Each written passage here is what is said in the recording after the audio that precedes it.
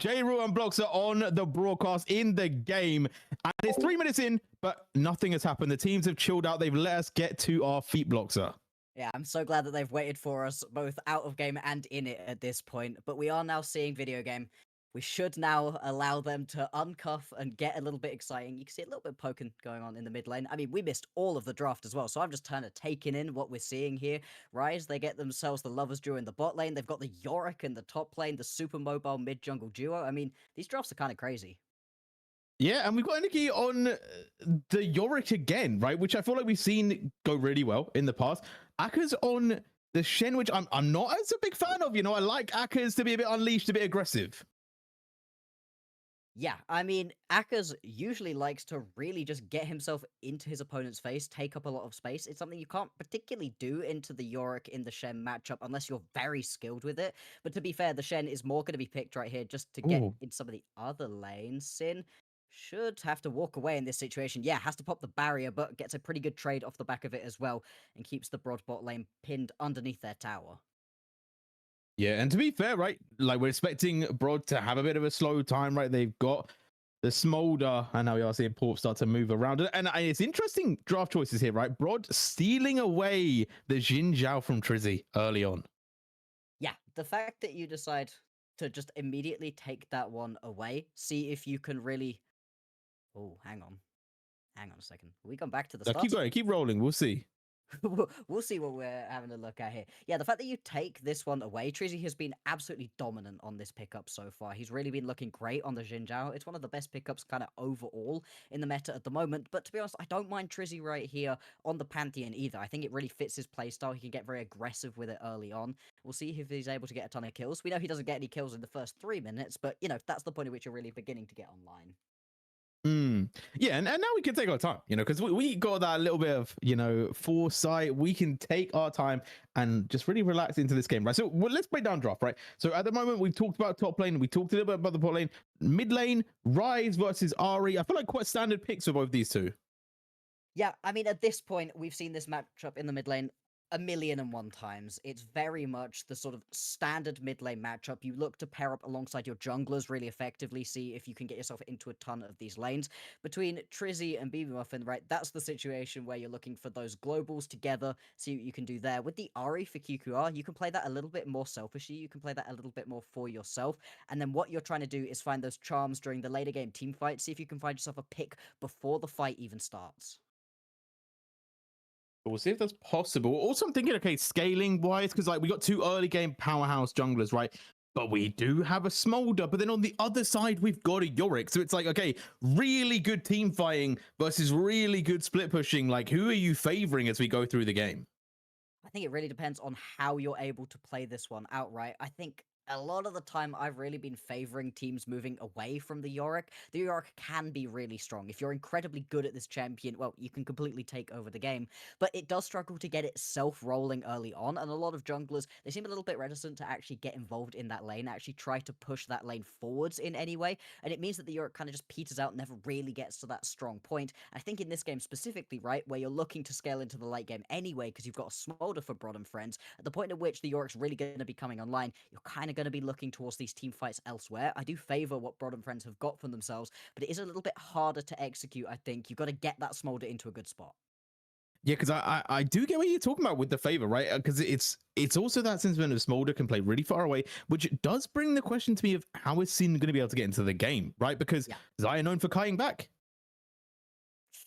I think at this point, right, you're going to have to be going for other people. If it turns into a bit of a team fight Yorick, then he's relatively immobile. You can definitely take him down. You have enough damage between the Xin Zhao, the Ari, and the Smolder in that situation. Or I think BB Muffin's going to be under quite a lot of threat. The Rize, he's not super short range, right? But, you know, he has to step up a little bit if he wants to be able to land that full damage. And in that situation, you can really look to punish him with the Xin Zhao, turn it into one of those 4v5 situations, maybe even at that point a 3v5 situation if the Yorick is also off in a side lane. And then you can try play this one out. Otherwise, I feel like as Broad and friends, you're pretty happy to just constantly be running on forwards, and you've always got the backup of the Stand United from the Shen to think, hey, we're safe, we can go for this.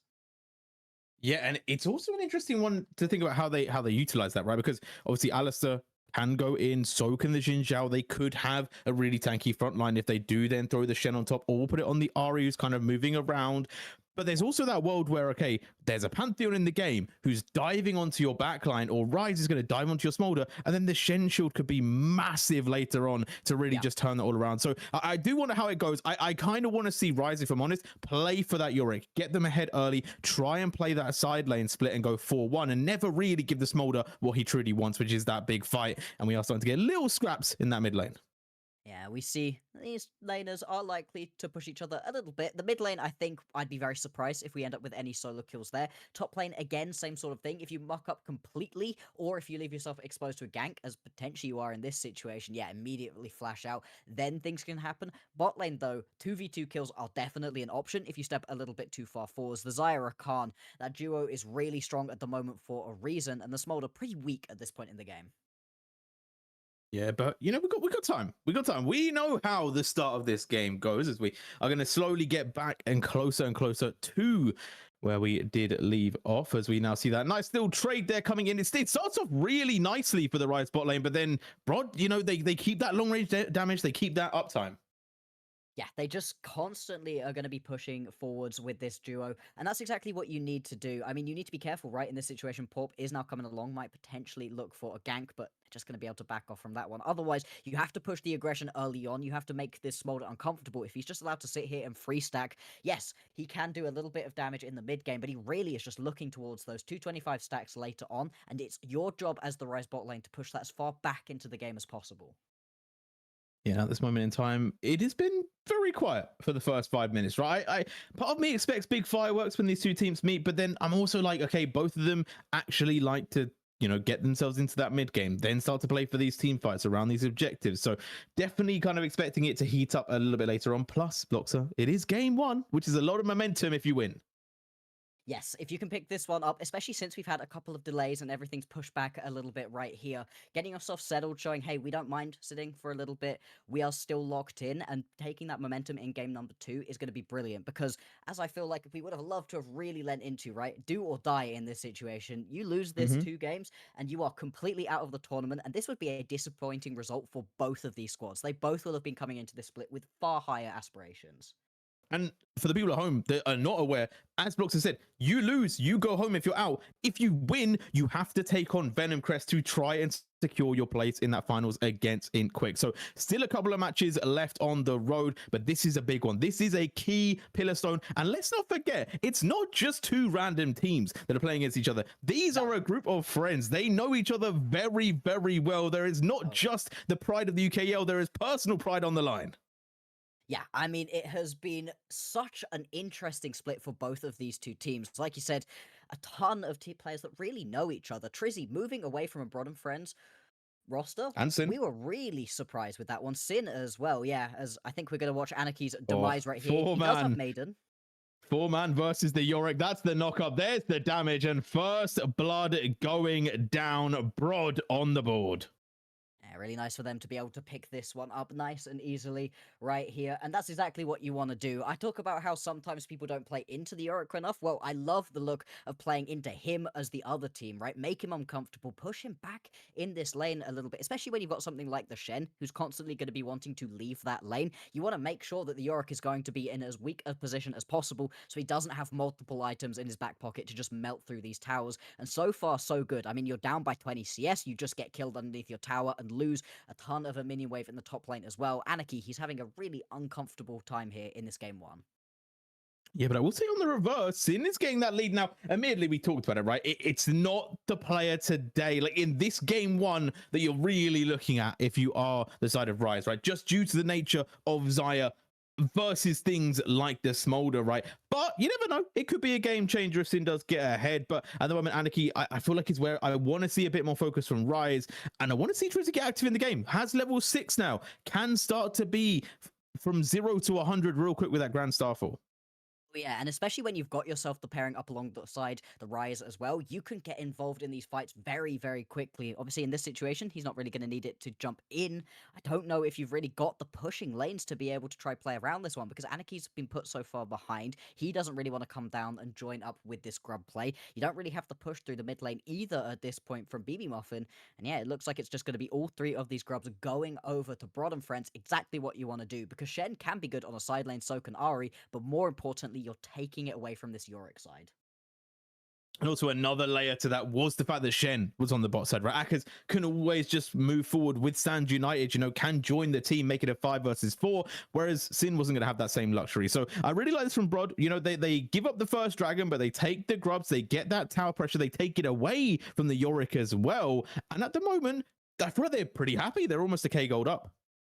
Yeah, they're sat in a very comfortable position so far, especially because they've got the roster, the composition that can scale pretty well into the later stages of the game. They're not going to be too mad about the way that this early game has gone. You just have to keep it up, make sure that you can get your Smolder into a better spot in the later stages of the game. I think anytime that you've got the composition with the Pantheon, the onus is on you to get things going in the early game, and you've got a really powerful bot lane to try to play around. Rize just haven't really been doing too much with it. You've done a decent job, at least in the individual 2v2, a Sin and Nemini to be able to get themselves a lot of tower plates. That's at least something. That's pretty good. You're up by a decent chunk of CS as well.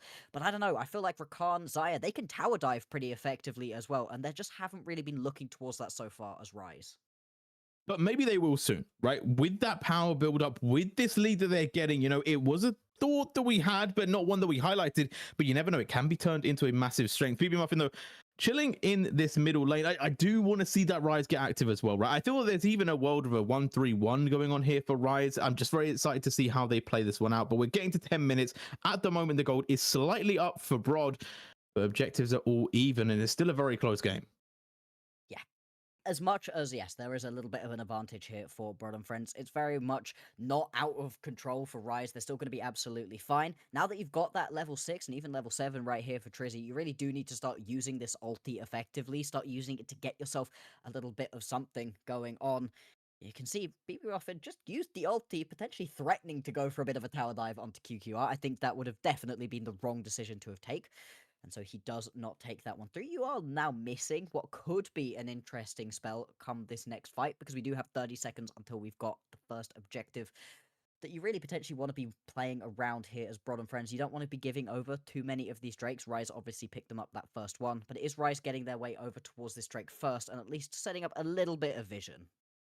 Yeah, and I do have this slight worry, for Rize, where it's like, okay, Akers can always join these fights, right? I think maybe if Anarchy positions it properly, they can get the knock over with the wall coming up, but it's a tough one, right? If you're really trying to block the Shen. Yeah, I mean, if you think you're going to be able to land that one consistently, hey, maybe you can right here as Anarchy. Don't want to put anything beyond him, but I think it's going to be a lot more effective to just push the lane instead and see what you can get on the back end of these fights. Well, because here we go. Porp going in aggressive onto Trizzy. They're going to bring the Shen straight through. Akers locks up Trizzy. Down they go. 2 dead. Nemini over the wall to safety, but the dragon has been secured. Yeah, it's going to be picked up nice and easily here. At the point at which Brod and Friends decide they want to come and play, they immediately pick themselves up a couple of kills. And I gotta be honest, I know, again, this is very early on into the game, and yeah, you're getting a couple tower plates into the back pocket of your Yorick. This is feeling rough already, because you do have yourself that Pantheon, and the Pantheon really doesn't want to fall behind. You're going to be a heck of a lot less effective than Porp is going to be here on the Xin Zhao, than you could be on a ton of other champions as this Pantheon. It's already tricky to play this guy in the later stages of the game, even with a little bit of a lead. So from this kind of deficit, yeah, it's really rough. And like, the setup for the power is there. Zeta on this Alistair, right, immediately can just jump in and cause big problems for Rize. That there isn't a lot they have to deal with it. And I feel like they kind of need to get this strength in those side lanes, right? They have managed to get a lot of platings, right? 2 left in that top side, 2 left on that bot side. They have got quite a bit of gold from it, which as you can see with it being close, as we are going to see the Pantheon jumping in. Charm goes massive though, and QQR walks away. There we go, QQR. That's exactly what you want. Gets away from BB Muffin and then stops the next little bit of damage. Akers also threatening right here onto Anarchy. He can go for the redive in a couple of seconds once he has that taunt back available. This is... Oh, I feel like this could have been easily done. Anarchy going to have to back away, no mana. And on the bot side, Sin in big trouble. Lockdown does not do anything. Nemini going to have to flash away as well, as Zeta tanking up the tower, but stays alive. Oh, no. And BB Muffin, you've gone too far. You've gone too far. And Spark picks up another kill. Oh boy, you're giving a ton of kills over to the Smolder. You haven't gotten yourself ahead with the early game aggressive jungler Rize. Things beginning to fall apart for them a little bit. And this is super unlike them, right? Rize have been a pretty solid early game team. I've really enjoyed the way that Trizy's been able to play out the early games for them. But in this game, it just feels like they're floundering. It feels like they're desperately trying to make plays happen, something you do have to do, but they're just not necessarily looking in the right positions. And Brod and Friends, they've just got the tempo of the game fully in their hands. They had so much hype around them, so much legacy, so much on their name, and I feel like it's not really being shown here. You know, even the diss track went hard, but at the moment they're not backing up what they're saying. At the moment, their bite is definitely not matching the bark. No, they're an incredibly loud team. It's one of the best things about them. I absolutely love the way that Trizzy just constantly is a presence. Unfortunately, in this game, hasn't been able to translate it onto the Rift. We can now see a little bit of pressure coming through from the bot lane of Rize, but they're not really going to be able to turn it into anything too much. You've got yourself a better early game bot lane. It hasn't worked. You've got the better early game jungler. That hasn't worked. Anarchy is kind of the only person who has got themselves into a decent spot, really, at this point. Already got that Trinity Force completed. Will be a little bit of a menace on the side lanes, but wasn't fed anywhere near enough tower plates in the early game, I think, for it to really, really make a difference. We'll have to see, right? Could be wrong in this situation, but the best split lane Yoriks that we see are very much the sort that get 5 tower plates from his own lane, then, 4 from another lane, gets a couple of items very quickly on in the game, and makes it so you simply cannot afford to go and leave him alone. In this game, Anarchy, he's certainly going to hurt towers, but I think you've still got more than enough time for Akkers to go use that Stand United across the rest of the map and make these 4v5 situations unplayable. Yeah, right now we're starting to see a bit of pressure being put around the Rift Herald. Brought Spark and Zeta up. They have Porp just starting that one off. Plus, they have Akkers very much in the wings. QQR is going to start to feel the heat on this bot side, though, as we are going to see Trizzy going down there. QQR able to dash away. That tower will fall, so that will be first a brick going over to Rize. A nice pickup for them. A little bit of extra gold in their pockets. Yeah, exactly. They are at least keeping themselves within touching distance. They're only down by about 2,000 gold at this point. It's really not getting away from them too badly. It's just sort of where their composition is strong and the fact they haven't really been able to play around it so far. Brod, they're going to be able to trade this one back, grab themselves a top lane tower in response. And now we've got a minute until the next Drake is going to spawn. Going to be a mountain drake, so that's going to be something both of these teams really are going to want to pick up. I think especially Brod and Friends, right, where they've got themselves a couple of tankier members already. Are you really going to be able to deal with the Alistair and with the Shen if they've also got a mountain soul shield on top of them? Yeah, it's a tough question to ask, because at the moment it just feels like every single time we fought, Rize haven't looked anywhere close to how strong Brod are. And now they're bringing Anarchy down to the bot side. They've sent BB Muffin to the top lane with TP, let's remember. Yep. But is it going to be enough? I feel like the 5v5 still isn't in their favor, Bloxer. No, it really doesn't feel like it particularly should be in this situation, right? Yeah, Teamfight Yorick has been on the rise. I mean, once you've got yourself the Trinity Force, it's not Nice to see the pun. terrible. It's so hard not to say. I feel like I say Rise all the time anyway. But there's other champions that are better, right? Almost every single other champion is going to be better in a team fight situation, as Zeta goes in. Just a little bit of a check to see if Rise are responding. Where the Mundo at?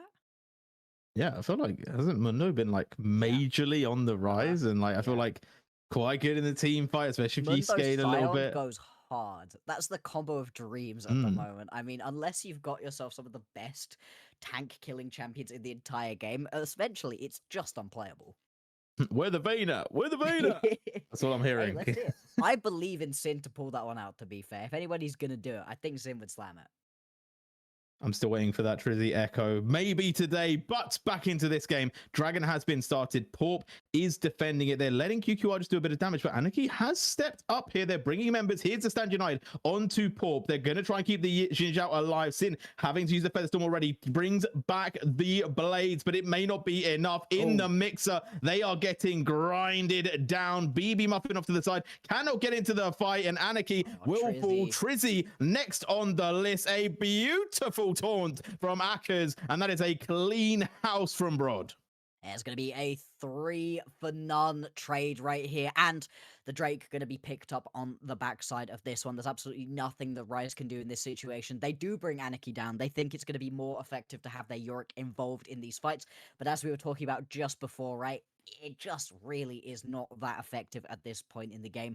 Right now, the only person who's been having a decent time of it for Rize is BB Muffin. He's got those 2 items completed. He's 3 or so minutes away from completely stacking that rower. He will be doing a lot of damage at that point, but I just don't know if BB Muffin's going to be able to carry the rest of the team through, because everybody else so far on Brother Friends has been having a brilliant time of it. I'd especially like to talk about the way that Zeta and Porp have been able to play out these team fights so far. Absolute menaces, just constantly buying space for Spark to be able to do what they need to, and also just finding these engage angles every single time. Because I was going to say, it's like in that last fight, Sin's not allowed to play the fight. BB Muffin is caught out on the side. Anarchy getting knocked up as well. No one's allowed to do their damage because of this Porp and Zeta setup, right? And then we just have that open buffet for Spark just to pick from wherever he chooses. A bit of fire there, a little bit hot there. And it's just so much damage raining in. And you talk about BB Muffin scaling blocks up, but the little dragon that could is going to be the little dragon that would. Exactly. It really depends on if you can just find that full single target damage that Rize has in spades, right? He's got a ton of wave cliff, that's awesome, but if you could just pump every single bit of that single target damage you have available to you, the Rize most definitely can one-shot a couple of the members here of Broad and Friends, but you're exactly right. That's one-tap damage. That's single target damage, whereas Sparky's going to be more than happy once we get into the middle of these big team fights. So is QQR, and with all of the support pieces they've got on this team, you're going to be very happy to play this one out as the Smolder. Of course, we're still going to be a little way away from having those 225 stacks, from really having those executes coming through, but still, at 2 items completed, you're already going to be doing a decent amount of damage. Time will tell. 8-1, 20 minutes into the game. 2 dragons up to Broad and Friends and 3k gold. It is not looking good for Rize in game 1. And you said that the draft was a bit of a problem for you, Akers, I think. Oh, it's not going to get out there. The sun comes through, and that's Rize finally getting a little bit of a cash injection that they needed, but it's going to come at the cost for the Atakan.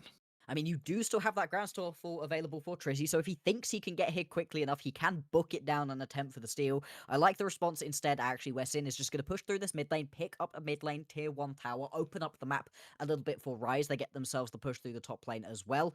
Yes, you're trading it back for the Atakan, but I think this is going to be absolutely fine. I mean, Broad and Friends, they even put the Rift Tower down in the bottom lane. I don't even know what they're going to get for that, whereas their tier 2 tower in the mid lane also taking a good chunk of damage. Rize, they make the best of a bad situation in here, and actually they get to play this one a little bit proactively as well, and that's good to see.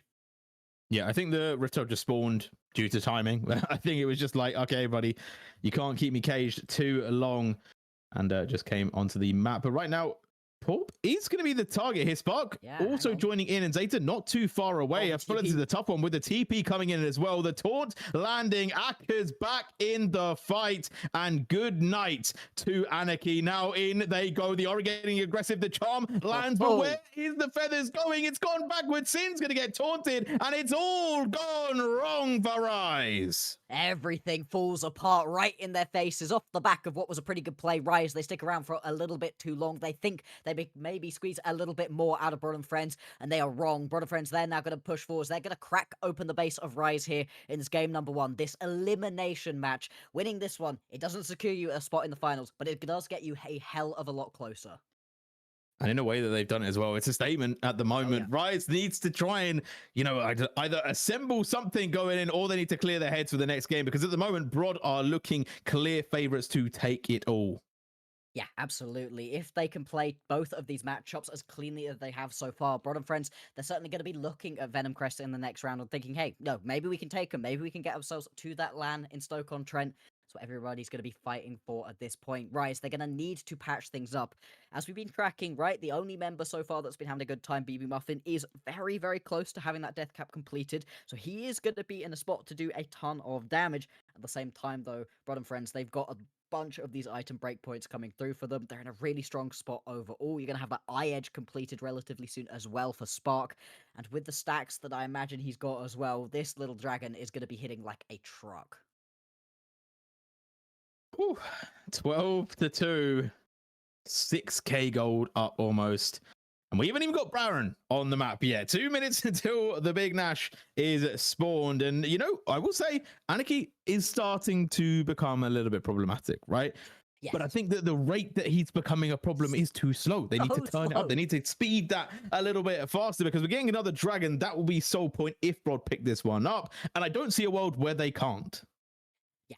I mean, with the Yorick, right, you have to be Bin or 369 to get yourself enough of a lead where you can ignore this champion. Otherwise, as Trizzy here, you really had to play around Anarchy, get him into a strong spot. But then also, it's just been a couple of map mistakes. In that earlier team fight we saw where Rize end up losing a ton of members, they've got pushes going on in a couple of different lanes, but it's BB Muffin pushing in the top lane. It's Sin pushing in the top lane. And you're like, hey, guys, you have a Yorick, right? The Yorick will take these towers much faster than any of these other champions. Instead, the Yorick's just down in the bottom lane, attempting to make team fights work. I think this is why I recommend teams at this level kind of stay away from the Yorick. It's really tricky to make it work fully. I know they've pulled it off in the past. It's a shame to not see it work here, but we'll see what they have for game number 2. So far, though, there's still going to be some more League left to play, although potentially not here or Nemini. Nemini will survive barely, as the damage is just coming in. It's only 3 members versus 5 blocks, so they don't even need the team. And they're still going forward. Zeta once again onto Anarchy, and Anarchy will fall. In they go once more. BB Muffin next on the chopping block has to get away. Featherstorm comes out from Sin, but again, it is just them running. They cannot turn and fight. In they try, and once again, they get blasted back. Sin will stay alive for a little bit longer. Akka's chasing them in the base. It looks like the dawning of days is here, because Brod should be getting closer to finishing this game. Jay, they haven't even taken the tier 2 tower in the mid lane. They're not diving behind 1 tower at this point. They're diving behind 2. I mean, Akka's, he's just kind of chilling in the opposition base at this point. But we are now going to see the waves start to come through. A couple more of the towers are going to crumble. And this is going to be a 9,000 gold lead right here for Brod and Friends. They are in complete control of the game. 25 minutes into this one, the Baron has now spawned. I imagine Brod and Friends, they're going to head back to base, spend their gold, get themselves a couple more breakpoints, and then they could just return to the map, threaten around the Baron. And I got to be honest, it really just doesn't feel like there's anything Rize can do. And can we get a stack check on the Smolder right now? Because they've obviously already got to the 3rd and final point that they need to, but I feel like it's so early in. They're so powerful at the moment. 3 items up, right? If we look on the other side, only BB Muffin is on 3 items. And I feel like we're really starting to feel that power differential in every single fight now. Yeah, they're going to go for Baron. They're going to take this Baron Bloxer, and I don't see how this game lasts much longer. No, I respect this choice right here from Rize to just not really go for it. You step up, you're just immediately going to die. I like that they have left the push for Anarchy down in the bottom lane, but you can see Brod and Friends, they recognize this. They recognize that they don't need to keep multiple members here for the Baron, and they sent a couple of people back to base. Anarchy, for the Baron, is going to be able to pick himself up maybe 1 tower, although I don't even know if he's going to be able to complete this one. He will. He'll trade it for his life, though. Right now, it's kind of worth, like, it's in I'm saying that in my mind. Maybe it's major copium. I feel like the tower, even if Anarchy died, could have been worth this. Might not be, though. BB Muffin in big trouble. Porp stepping forward. That's another kill taken. TP coming in. Akkas joins the fight. Sin trying to kite this one out as the tower is just not doing enough. Porp is still underneath that tower, still raining in more and more damage. The spear leading to fear, and Rize just